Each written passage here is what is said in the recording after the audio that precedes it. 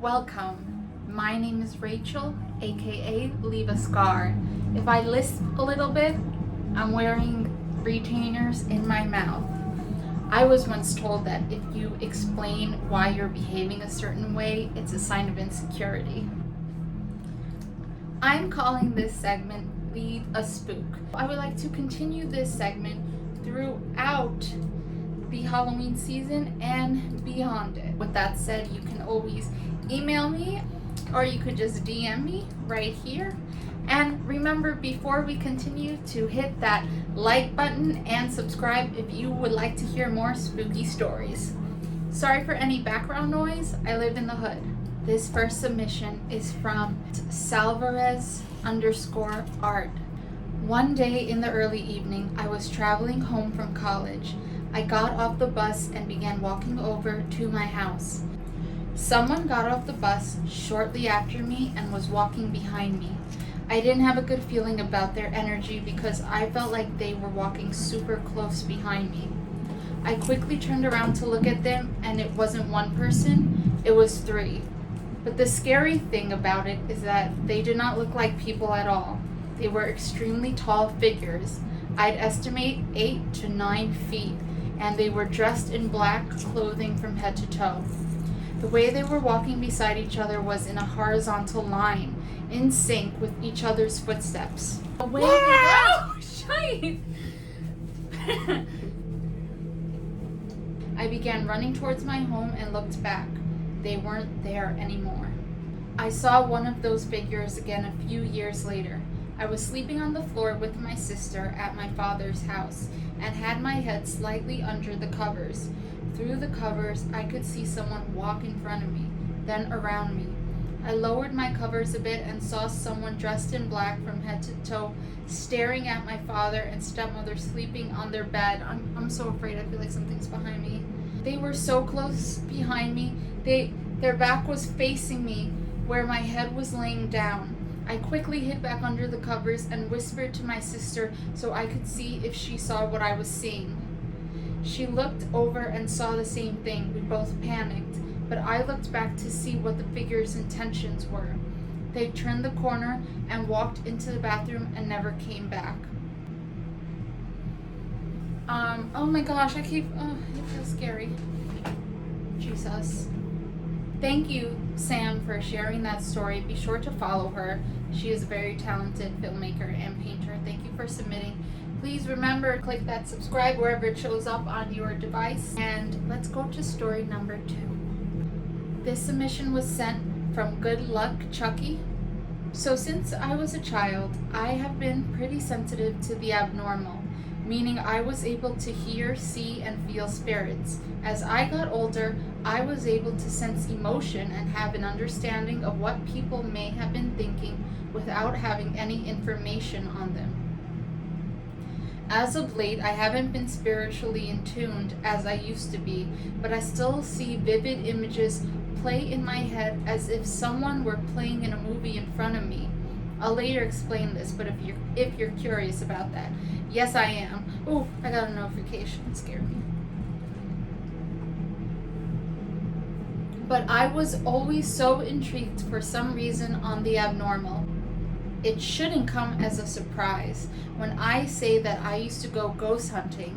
Every time I visited my aunt, we'd go to the cemetery past midnight with our voice recorder and EMF reader.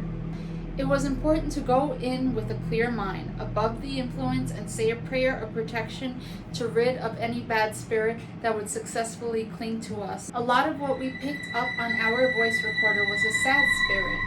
He'd say he didn't want us to go, and he'd feel his we'd feel his sadness, but we later on had to leave the cemetery as quickly as we came in because we sensed something lurking way farther into the cemetery where it was pitch dark.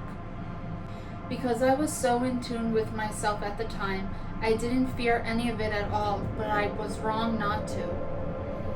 I remember waking up one day to my brother tapping me anxiously because he heard someone knocking in our closet.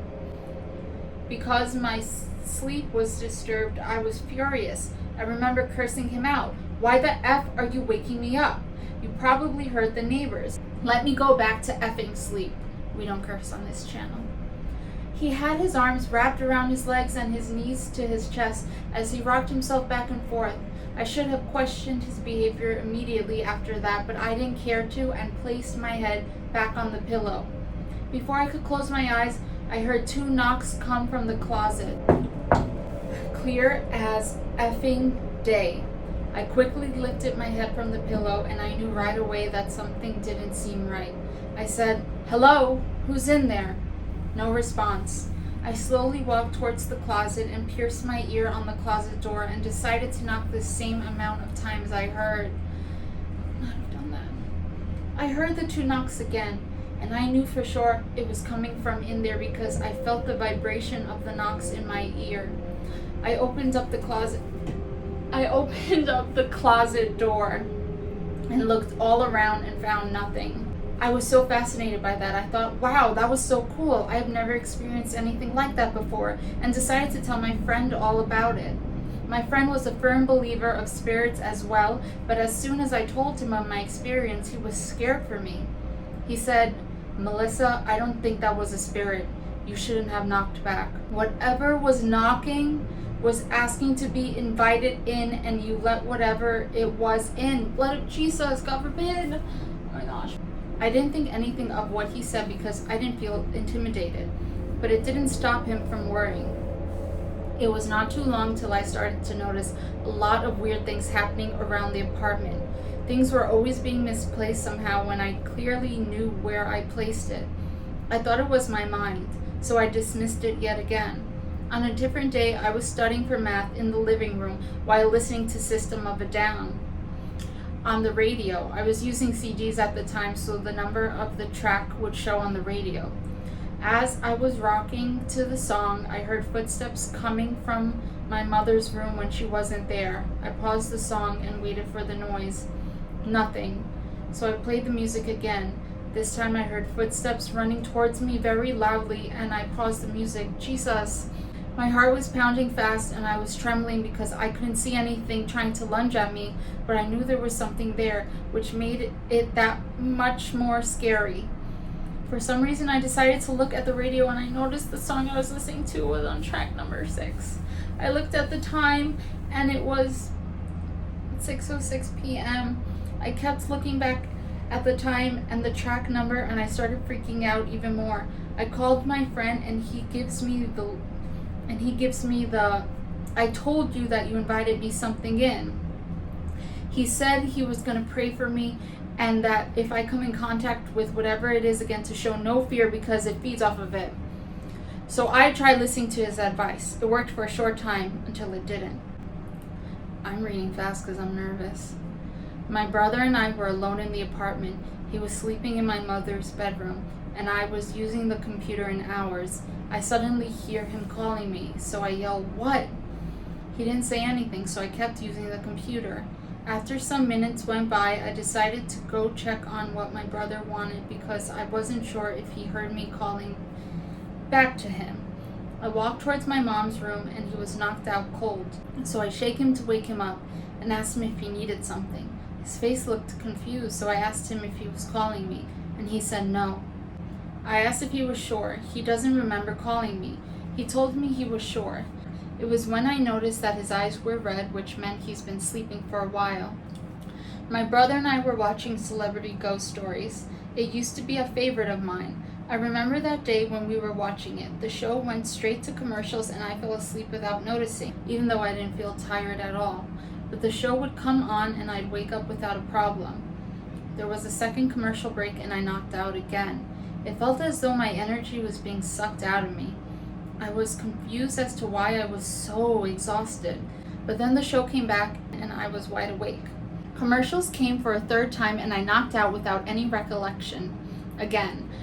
As I was asleep, my brother went to the kitchen to make himself whatever he was trying to eat. The show comes back on and I wake up, only this time I couldn't sit up. I was paralyzed. I couldn't move anything at all but my fingertips. It felt as though something was holding me down.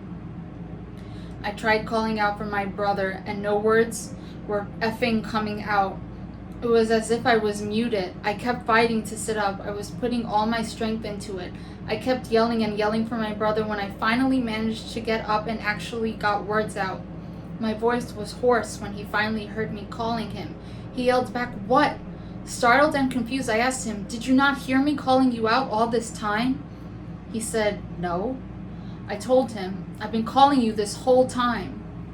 He replies, "That was the first time I heard you say something." Okay, and then she ends it with, "This is all a true story, and I'm sorry I bombarded your DMs." No, girl, you're great. I'll leave you with only this. There's more to it, but this will turn into a short novel. Oh my gosh, we want more. Thumbs up or comment if you want more from Good Luck Chucky. This was an amazing story. Thank you for sharing. All right, I think that's enough for today. Please share your spooky stories so I can't sleep at night. Thank you so much for watching. You definitely left a spook in my heart.